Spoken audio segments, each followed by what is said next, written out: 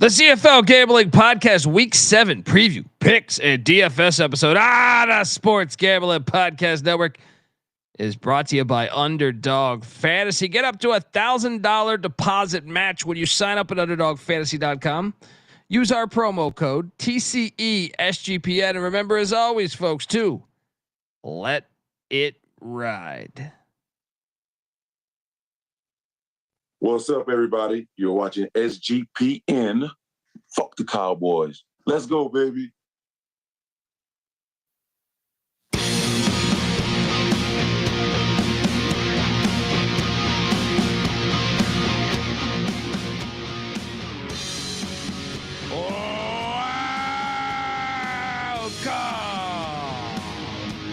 to the CFL Gambling Podcast Week 7 preview, picks, DFS, and the home of the huge tits parlay.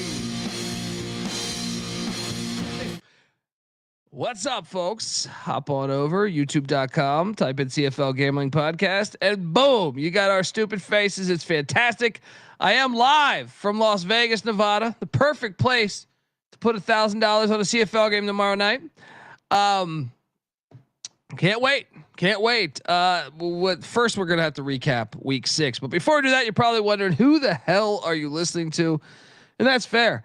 My name is Colby Database Dan, AKA Pick Dundee. That's not a pick. This is a pick. He was raised in the land down under, where a man thinks on his feet, speaks with his fists, and lives by his wits. When Dundee happened, he was a superstar. And you're nothing but a chameleon, lemon-headed, coward, tailless pussy. And I'm after you, buddy. You're gonna pay for it. Good night. Sir. Oh, yeah. Well, you know. Pretty good week last week. If I may say so myself. I could taste the maple syrup. All right. I am joined by my co-host. He is also the host of the UFL Gambling Podcast and the Old Fashioned Football Podcast, which you should be subscribed to. Give it up for Justin Mark, aka No Turd Jmark.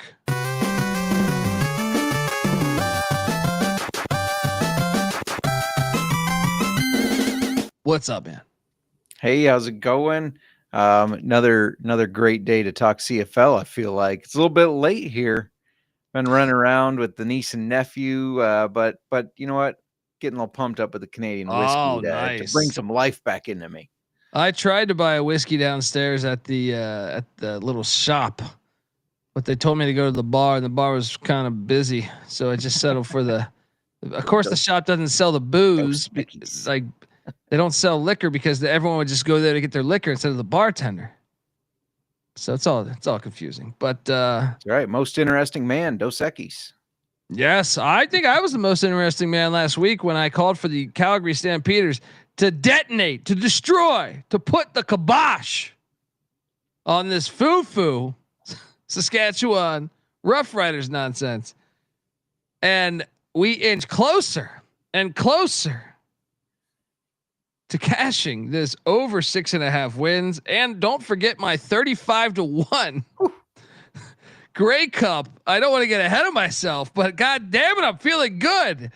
What did you make of this game as the Stamps just put it on the way? They were up like 17-3, I think, at halftime. Well, my Stamps, buddy, they're kicking ass. Yeah, I mean, I was completely wrong on this game. So first, I don't want to make excuses, but I should have remembered that Saskatchewan started 4-0 last year, and then they went 0-7-1. I should have just been ready for the same pattern, but actually this more so than this Saskatchewan Roughriders not looking good. This is about Calgary looking very good. I did not think, I fell into that mindset of they had a big upset last week against Winnipeg. They're not going to have 2 in a row. Pretty soon we got to stop calling these upsets, right? This is the best team in the CFL right now. They were my number 1 power ranked team, and don't forget about Deservedly so. And Vernon Adams threw for 428, buddy. Yeah. How about my DFS play of Damian Alfred? What was his price again? Like 2,800, I think. I mean, I don't know any other CFL podcast giving out that. He had 6 catches, 156 yards, and 2 touchdowns.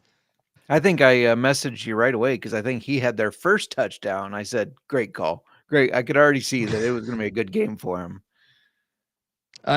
He's 28 or 2,900. He was under 3,000. I remember that. Unbelievable. We're a free show, right? We don't know. I know, like I say, folks call 1-800-PICK-DUNDEE, but I'm just last time I checked, we weren't taking credit card numbers on air there. Yeah, what a great play. And yeah, I'm curious where you have them power ranked. Now, 6 weeks into this or 7 weeks into this, I'm sorry. They got to be one, right? I mean, after beating Winnipeg and Saskatchewan, who are you going to put above them? Well, maybe this team, because the Hamilton Ticats. Now, unfortunately for this game, it was my parents' 50th anniversary. So I watched 0 of this game. They weren't streaming it during it. I tried to put it on. Right. My dad's like, what the hell's going on with that 20-yard end zone bullshit? Right. No, I just couldn't. We weren't at a place to put the game on, but I didn't catch any of it. But I mean, Hamilton remains.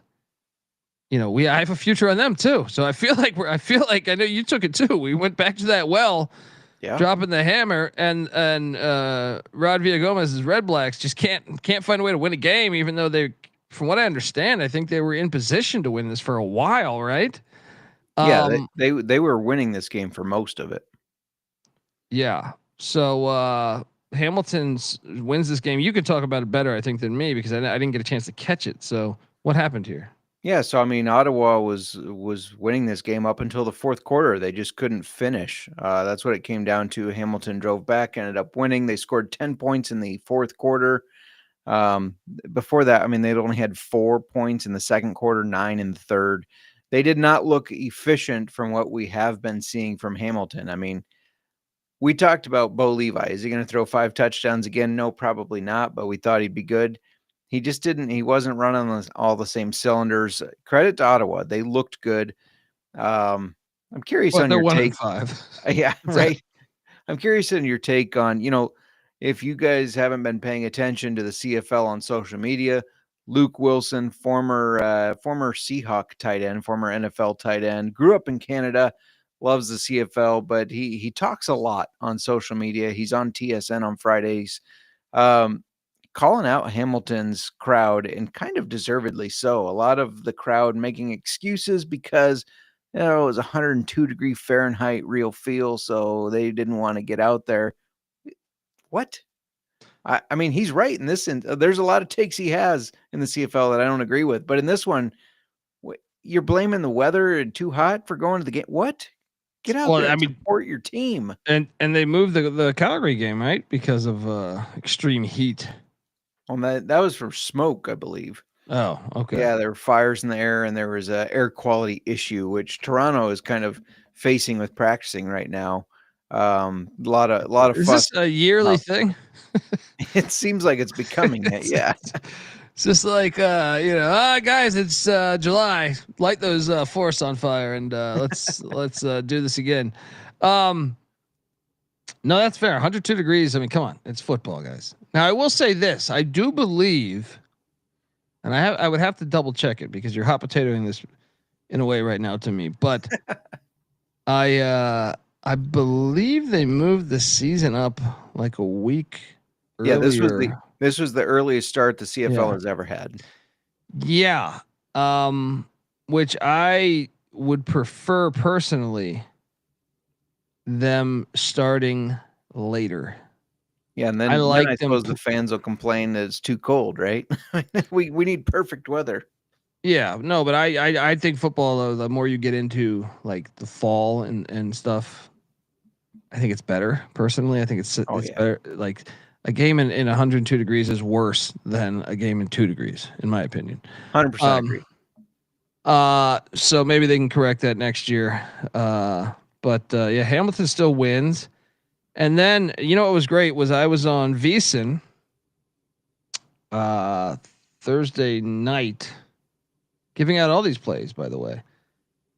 But between breaks, it was hilarious because the host tells me, he goes, I know you're, because I was talking college football the first segment. Second segment was CFL. And he goes, look, I know you're a CFL guy, but my CFL sharp says, he texted me saying we should load up on the Edmonton Eskimos against BC. And I said, no, I think that's sharp. I don't know. I didn't ask, but I just said, really? I go, is there any logic on this? And he goes, well, the line also has moved a full point, right? Which it had at that time, apparently. Like I even checked it with DK, I think. And then he's like, yeah, so I think you should do that. And I go, I just can't do that. I can't do that. Edmonton just won their first game. And BC is, I think, decent, especially when Rourke is healthy. And well, glad to see that his sharp was not so sharp. And old Pick Dundee wins another duel in the West. As BC wins 32-14. And I did catch this game, and I thought Nathan Rourke looked awesome, with the exception of that interception. 26 of 30. Yeah. I repeat, 26 of 30 for 345. He almost threw a perfect fucking game. This isn't baseball. I mean, it's base. They're playing this shit in the middle of baseball season. So I mean, look, this is almost a perfect game. And how about your boy, James Butler? Good Lord. That was I was tracking. I did win money in DFS. At one point, I thought I had a chance of finishing in the top 5 to 10 before James Butler went off, and I did not have him. And a bunch of other people had James Butler as he took a doo-doo on my fantasy team. But BC looked really good, man. Your thoughts? They did. And I mean, it is against Edmonton, right? And BC and Nathan Rourke have dominated Edmonton, especially lately here. So you got to kind of take that for what it's worth. I really want to see how BC does against these better teams, because it seems like they're really good at beating up the bad teams, but can they keep it going when it's against the good teams? I mean, I think they've won 3 games now. 2 of them are against Edmonton. And it's confusing because they've had injuries. Masoli started 3 games? 2 at least, might have been 3, but yeah. And Nathan Rourke, they have to have him be healthy. Does it say in Rourke's contract he can only play the Eskimos? Right. But yeah, I mean, he obviously had a great game, and 11.5 average. So it's not like he was just throwing little passes here and there. And then Butler running for 171 yards. They looked good, and the defense looked good. Again, it's against Edmonton. We want to keep seeing it. This will be a big test for them this week when they play Saskatchewan. Can they keep that momentum going?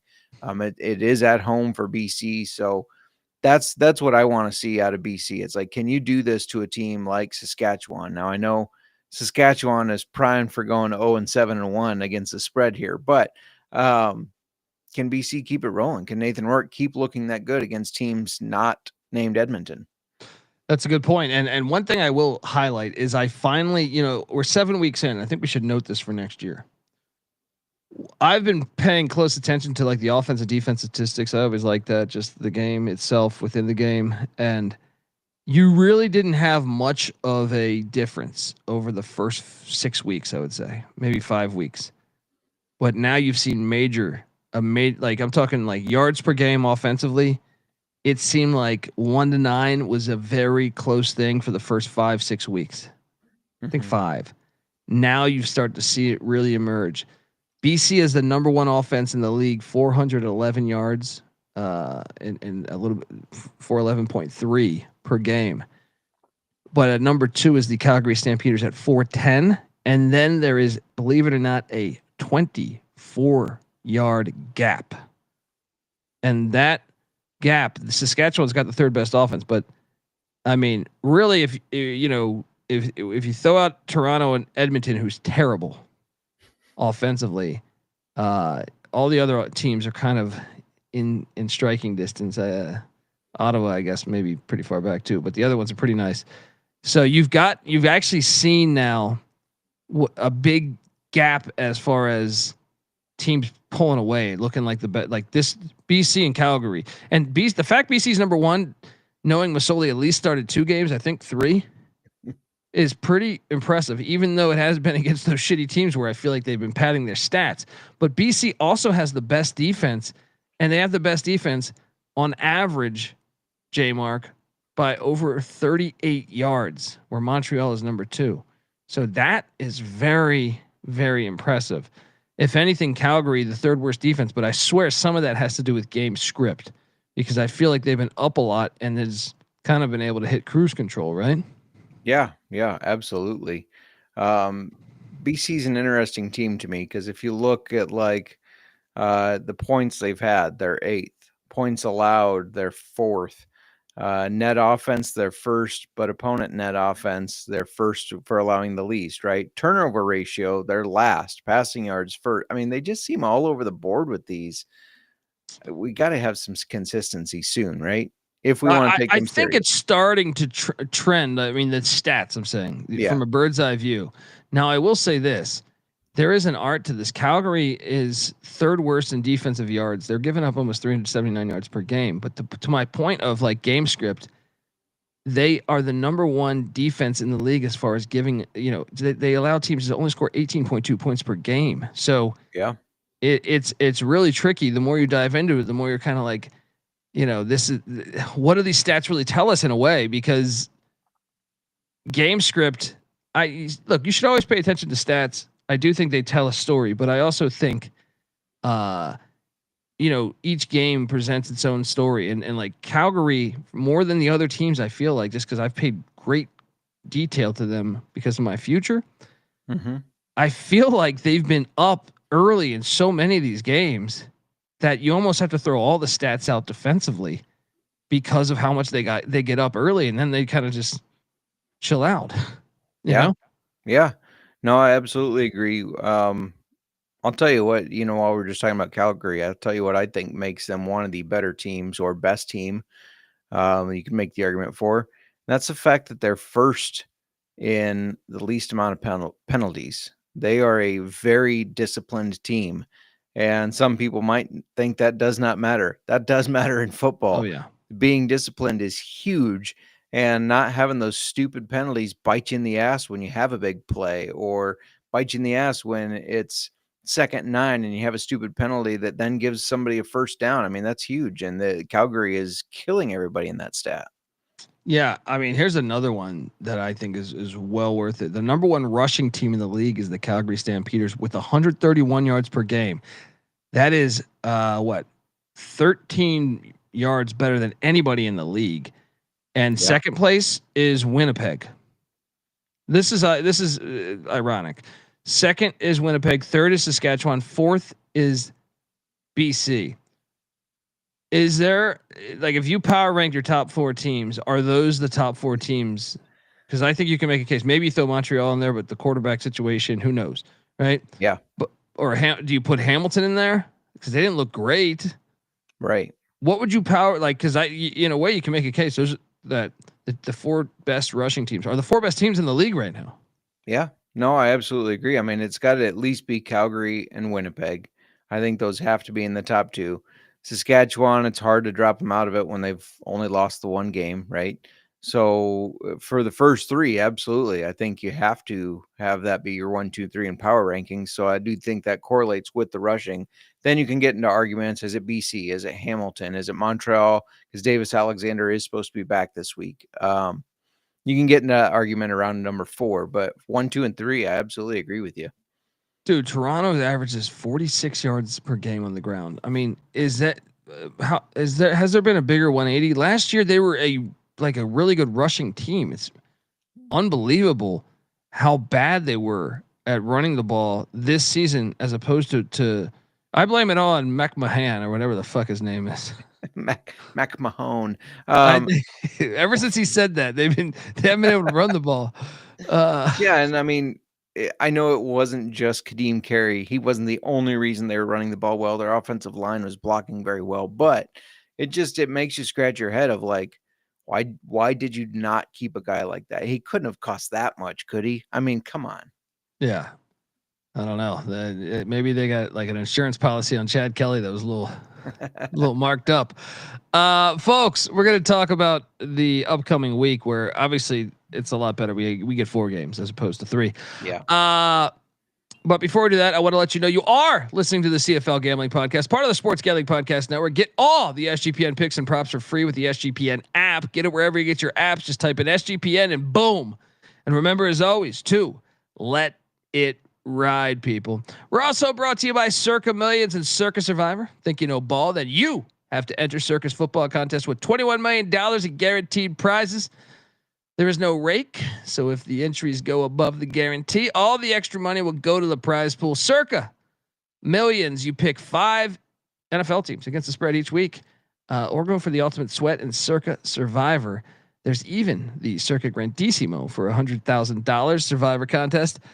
You must register in person at the Circa Sportsbook in Nevada, Las Vegas, where I am currently recording from.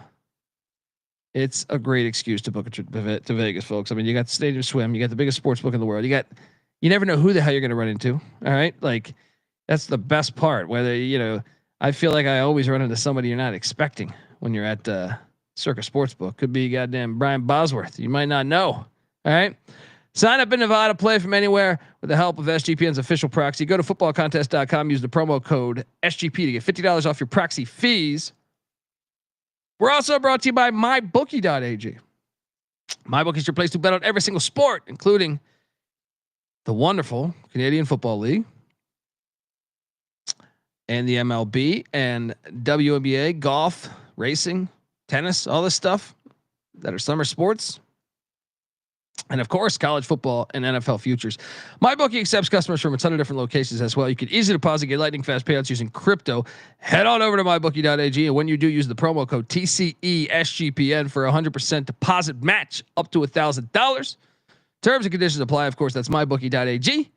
Promo code TCESGPN. All right, we are back, and let's get to these games because tomorrow night we got a big one. When I say big, I'm talking about I think this is the biggest spread in the CFL thus far this season. Am I wrong? I think this has got to be the biggest spread I've seen this year. The Toronto Argonauts are heading to Montreal, Quebec to take on the Montreal Alouettes, who beat them by 18 back on June 6th. Whew. Well, look, Montreal didn't play last week. Toronto didn't play last week. No real advantage to either team. 10 points is a lot. So of course I'll take it reluctantly. I just rattled off how pussy Toronto is, but 10 points in the CFL is like 1,000 in real life. So give me the 10 in a rivalry game. And I'll take the under 50.5. Jmark, please tell me you're laying 10 points in the CFL. I wish I could tell you, especially because it's against the Argos, but 10 points is ridiculous. You're right. That's the biggest one. I know Davis Alexander is back and he has looked very good. Montreal has looked very good when he's been their quarterback. And I assume there's no Chad Kelly yet, even though originally Dinwiddie said he was confident he would be back after the bye week. I don't know. Montreal's got a lot of strip clubs. He's going to say, hey, coach, don't leave. Hold the flight. There you go. Maybe he meant the next bye week. We'll see. But yeah, I can't take the 10 points with Montreal here. I got to take, it's just a lot, especially with how the clock, we've talked about it, how the clock works towards the end of the game there. It does favor a backdoor cover. Yeah, that can go both ways. Montreal could be up by 7 and use that same thing to end up kicking a field goal and getting a push here. I don't know, but I can't do it. So I'm going to take Toronto. However, on the total, I'm going to disagree with you there. Toronto's offense has been pretty bad. Their offense has moved the ball. Wait a second. I took the under. What do you mean? The offense has been pretty bad. Or their defense, sorry, has been pretty bad. The offense has moved the ball a little bit. So I'm going to go with the over here, over 50.5. I think both teams will put up some points. But yeah, I can't take the 10 with Montreal. I wish I could. I just can't do it. Yeah, it's just an insane number for a rivalry game. It is. So you got to take the points. Next up, Friday, the game of the week. My Calgary Stampeders are making the trip to Princess Auto Stadium, wherever the fuck it's called. Something like that. Get a goddamn oil change while you're at it. All right. Calgary just whooped them. Not that. What was that? 2 weeks ago? Was it July 4th or something? Yeah. Calgary catching points. The disrespect. Winnipeg is laying 3.5 points, and the over/unders at 50.5. All right. I know what Winnipeg has. They have the best home crowd probably. So I'll fade my boys. I will lay the 3.5 with Winnipeg. Calgary's been red hot. Winnipeg's coming off the bye week. They just got embarrassed by them. Although I do think Calgary deserves to be power ranked number 1. I think Winnipeg gets revenge. There's too much pride with this program or whatever the fuck this team historically. Their fans are legit. There's a lot of veterans on this team. There's too much pride. So I will lay the 3.5. And I will also take the over 50.5. The game's on CBS Sports. Jmark, what are you doing here? Yeah, I mean, I love the fact that you pointed out that they're coming off the bye week, and right before the bye, that's when they played Calgary and lost. So they've had 2 weeks to sit on that, to think about how can we correct this? How can we make sure this does not happen again? This is down to 3 on some books. I like it at 3, better than 3.5, of course, but give me Winnipeg. I agree with you. I think Calgary has been so red hot. I do think they're the top team to beat in this league right now. And they're 3 wins away from cashing that over 6.5 wins. They've been disrespected all season so far, but this is one of those games where it's just a situation thing at home in Winnipeg that I think Winnipeg gets it done. So yeah, give me Winnipeg. I like the over in this game too. I think both teams again are going to put up points. Last week I took all overs, didn't work out so well. I'm starting out with 2 overs. Hopefully it works out a little better this week. Let's go. Then on Saturday, Saskatchewan, the Rough Riders heading into BC Place. That bullshit. Take on these BC Lions, these red hot BC Lions. Oh boy. I mean, what the over under? I'm surprised that this one was the highest one yet. Are you surprised? 52.5, but BC's laying 2.5. And I will lay it because I think you're right about this Saskatchewan team. Through 4 games, they look dynamite. Well, I can tell you this, as long as we know Nathan Rourke's playing, which I believe he is, I think BC's a more complete team than Saskatchewan. Saskatchewan, I still have some offensive woes that I see. Defense, I actually think is pretty good, but if they're on the field the whole game, that's not good. So I will take BC minus 2.5. Seems a little chalky, but I'll do it. And I will also take the under 52.5. This is too many points. What are you doing here?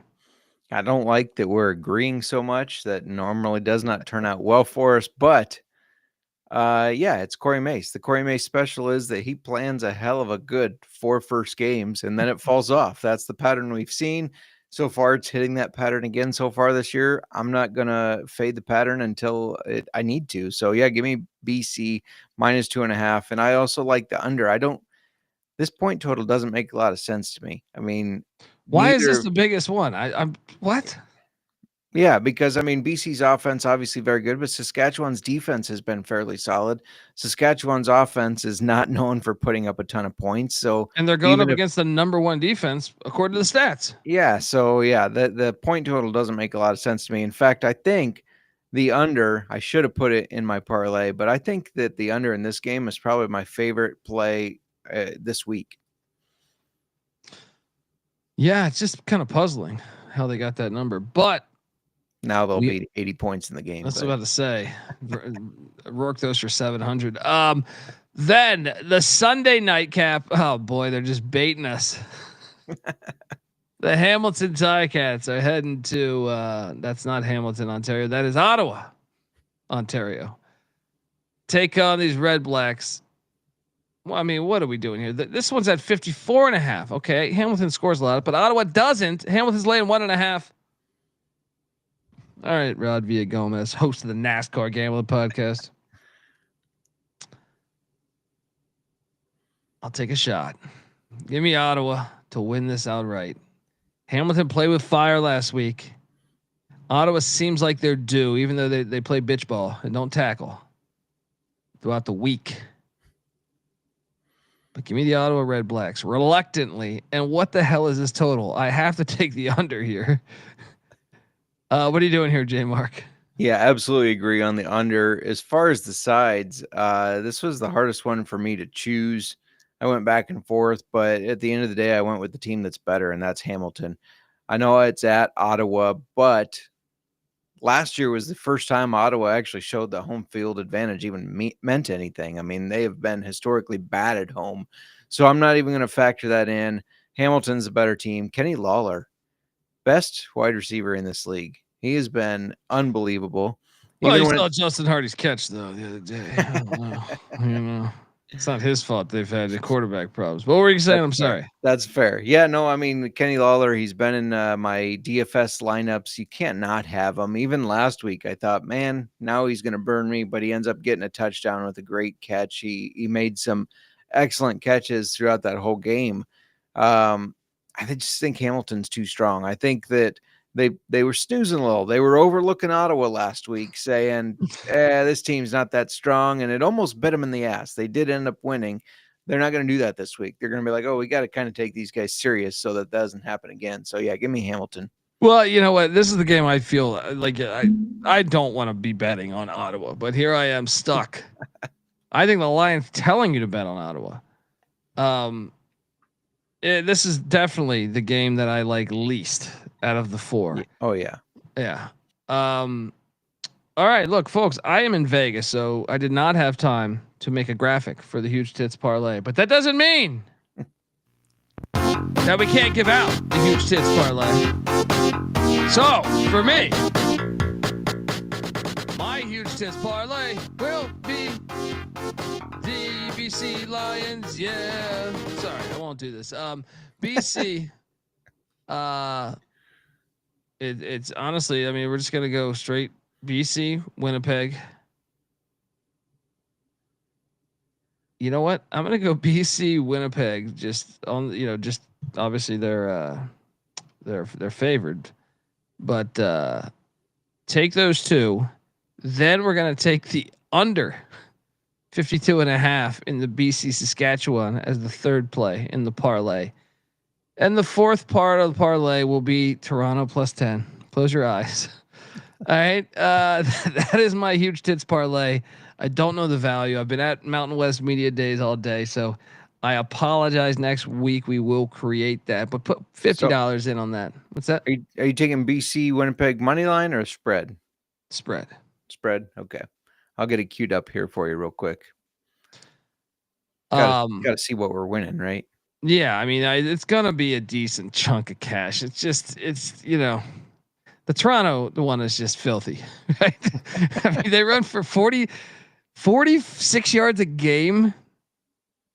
That's disgusting. But that's a nice 12-1 huge tits parlay. $50 will get you 651. Woo! Woo! Jump in. What is your huge tits parlay, my friend? Yeah, well, I mean, it's not as spicy. It's not as huge. You're bringing in the big tits. I got just the medium ones, I guess. But Vegas, I'm gonna right the land of fake tits. So that's right. I'm gonna go ahead and agree with you on BC minus 2.5. I'm gonna agree with you with Argos plus 10 in mine, but I also have Argos Alouettes over 50.5 points. I think there's gonna be a good amount of points in that game. And $50 on that one, not as profitable as yours. It's plus 5.5. About $50 will win you 327.17.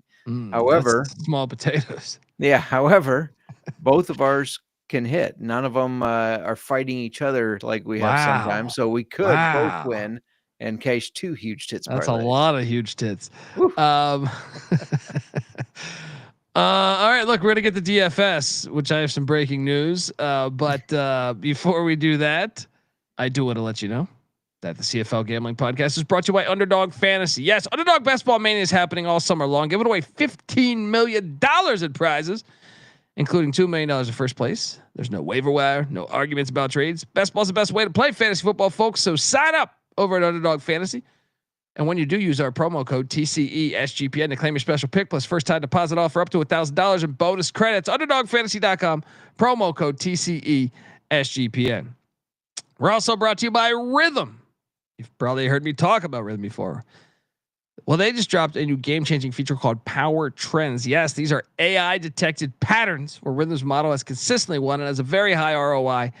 So think like a strikeout prop that wins 59% of the time when the line and win probability hit a certain range. Power Trends are updated daily and exclusive to Rhythm and Rhythm only. No touts, no noise, just clean data-backed bets, baby. And the MLB Power Trends are 254 and 147 so far this season, a win rate of 63% and an ROI of 4.5% in their past 400 bets. WNBA is even better. ROI 21%, just about 35 and 20 since they launched. What are you doing? Jump on over there. Download the Rhythm app, check out Power Trends, and start betting smarter. You know we will be. Also, get your 7-day free trial period. SportsGamblingPodcast.com/rhythm. That's RITHMM. That's SportsGamblingPodcast.com/rhythm. All right, we are back, and we do our DFS portion.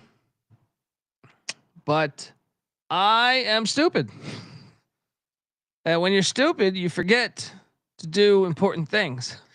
I think this is I think it's in the Bible somewhere, page 739.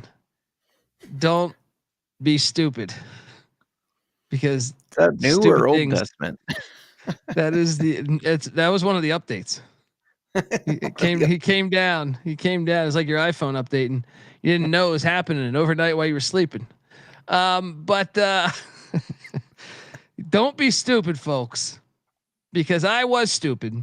I won money last week, and at one point I was in the top 10, almost winning a bunch of money, but I still won money, and I was looking forward to toasting these other amateurs this week. And then I boarded my flight to Vegas and forgot that goddamn DraftKings DFS is not an option here, which is one of the stupidest things, by the way. I think there's another place, another page in the Bible talks about the top gambling place in the world not offering DFS, which is just the ultimate stupid play. I mean, come on. Because you're not offering this, it's not going to change how much money I wager downstairs. It's just absolutely terrible logic. So I don't have a DFS lineup, unfortunately, but that is why I have a co-host. Not only for his knowledge and wisdom and lawnmower skills, it's because I'm not reliable, and he is. All right, just like his lawnmower. Jmark, please give out your fire lineup, and I will critique it as you give it out. I sure should hope I'm more reliable than my mower. I have to work on that thing like every other mow. Yeah, I mean, I'm going to start with quarterback. He's back. He's got running ability. When we saw him on the field, he was slinging the ball, and Toronto sucks. Give me Davis Alexander, 9,100. The interesting thing about Davis Alexander is, again, 9,100. He's one of the cheapest starters. Above him, you got Nathan Rourke at 10,700, Bo Levi Mitchell at 10,400, Claros 10,300, Chad Kelly 10,200, even though he's not playing. Vernon Adams is 10,000. Then Trey Harris, Nick Arbuckle, Drew Brown, and then Davis Alexander, who is just $100 more than PJ Walker. That doesn't make sense to me.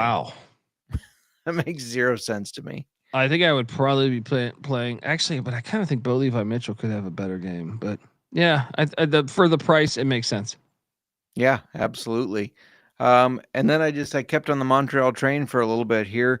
The Toronto Argonauts allowing the most rushing yards per game.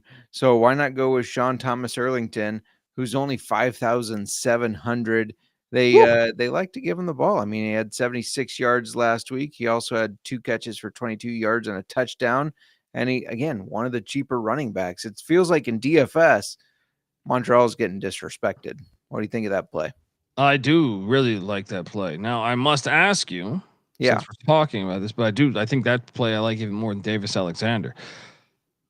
What have they changed the price of my guy? Dedrick Mills? Yes. 9,100. So I think they bumped him up about 200, wasn't he? 89 last week. Yes. And what about what's my guy's name? The wideout, Alfred. Tell me he's still 2,800.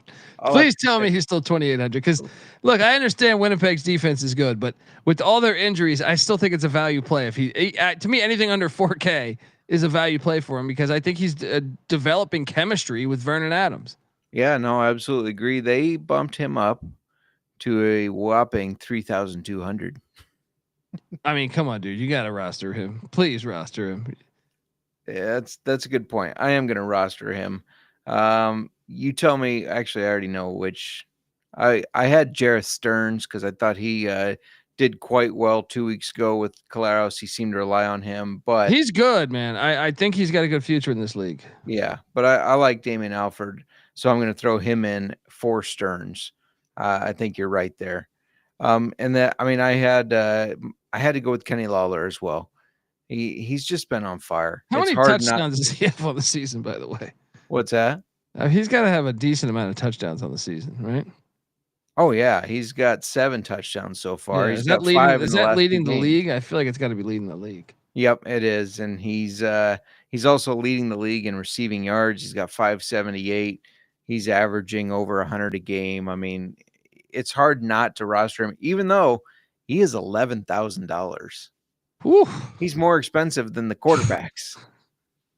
All right, maybe. But you got to, right? I mean, I feel like you have to, but fuck, what does that put your rest of your team at? How much money do you have left then? Well, actually, now that I added Alford, I have 3,000 left, even after picking the other players. So, okay, so it's kind of some yin to the yang, right? Yeah. I wanted to stack with Davis Alexander. I couldn't afford Philpott, though I might be close. Actually, I can afford Philpott now, even though he's questionable, because you're giving me that value play. I told you. That's why you dial 1-800-PICK-DUNDE. So Tyson Philpott, he's questionable. If he plays, are you rostering him, or do you like the guy I had in there, Tyler Snead? Well, with Philpott's uncertainty, I think I would go Snead, and a lot of times I do that just because I might forget to check. Like I had nothing worse than actually turning in a lineup with a guy questionable that you missed it and he got ruled out. So yeah. I would go Snead. And Snead's 7,600, and he's been getting a bunch of targets. He just seems like a fairly reliable guy for them. Well, he's East Carolina Pirate too, so you know where my heart's at. Of course. And that brings me to my last player because again, I had Davis Alexander, Sean Thomas Arlington, Kenny Lawler, Damien Alford, Tyler Snead. And then it's kind of weird that I have so many players in the same game, but that's okay. I went with Kevin Maital, who's 6,200, and Nick Arbuckle loves throwing to this guy. I mean, last week he had, or 2 weeks ago, sorry, he had 8 catches, 104 yards and a touchdown. Before that, it was 4 for 60. Before that, 7 for 98 and a touchdown. I mean, this guy's a target and catch machine for them. It seems to be almost his offense a little bit more than DeMonte Coxey right now. Ooh, check his heart. Vitals are good. Let's go. All right. What about defense? Defense, I could afford anybody on the board, but fuck the Toronto Argonauts. I know we got them covering, but the Alouettes have forced the most turnovers in the league, and it's Nick Arbuckle. So give me the Alouettes for 4,200. Yeah, you got to do it just in case they're 46 rushing yards per game. Fucking ridiculous. That means 5 of my 7 players are in the Toronto and Montreal game. What could go wrong? We might be a little crazy in that capacity. Diversify. Maybe you turn in 2 lineups. Folks, that's our show. Give Jmark a follow on Twitter at Jmark Football. I'm on Twitter at the Colby D. The CFL Gambling Podcast is on Twitter at CFL Gambling Pod. But please, once again, YouTube.com, CFL Gambling Podcast. Get on over there, hit that like and subscribe button. It helps us. The huge tits parlay. You know, I have a feeling it's going to cash because we didn't have the graphic this week.